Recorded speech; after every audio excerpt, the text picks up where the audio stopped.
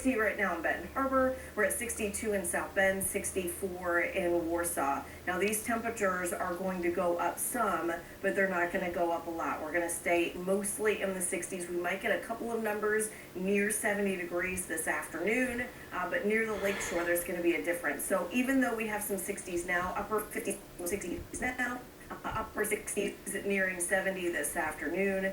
During the day is relatively quiet. Now, yes, we have chances of thunderstorms, but the biggest chance for that really rolls in this evening after about 5 o'clock. I also want to show you temperatures because while we all are in the 60s now, as we get closer to a boundary and a little bit of a change in the wind near Lakeshore, maybe cooler this afternoon, what we feel inland when we're between 65 and 70 degrees. So there will be a little bit of a discrepancy. But look at this. This is our storm tracker radar. Nothing is happening for us right now. That little blip of green that you see right there, that's a couple of sprinkles. Those are the types of rain showers we get really between now and about 4 o'clock this afternoon. It's not much. We do some cloud cover, but we also have some clearing, so we're going to see a mixture of that. Here you can see on Futurecast, I started that at 5 o'clock this evening. This is the first hint of showers and storms. So a couple of the models show these isolated, bigger thunderstorms between 5 and 8. A few of the models don't show these developing and just show the line. But basically we're going to get two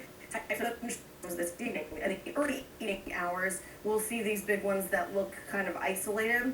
This is where we get the tornado risk early evening hours. And then it shifts more to a line of thunderstorms late evening. So 10, 11, 12 o'clock as we head closer to midnight. And along this, damaging straight line winds, but also the chance for some really large hail will be, and also will be some really heavy rain. So the severe weather threat really starts to diminish as we get into the early morning hours, but we do still continue to see thunderstorms tomorrow morning. It's just the severe weather risk is really focused on this evening and into those overnight hours. So all the risks are possible. The tornado threat and the hail threat are the largest.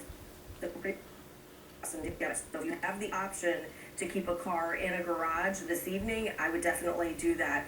We are looking at the potential for strong winds, but also some flooding because the rain also continues into tomorrow morning.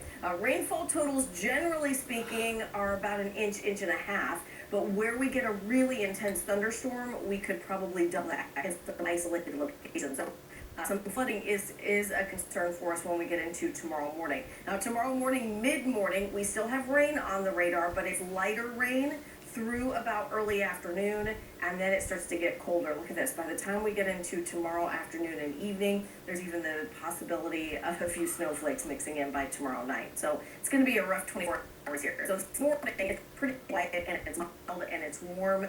We will see a mix of the sun and clouds. I think school hours this morning through about 3 o'clock, we're fine. We're pretty quiet.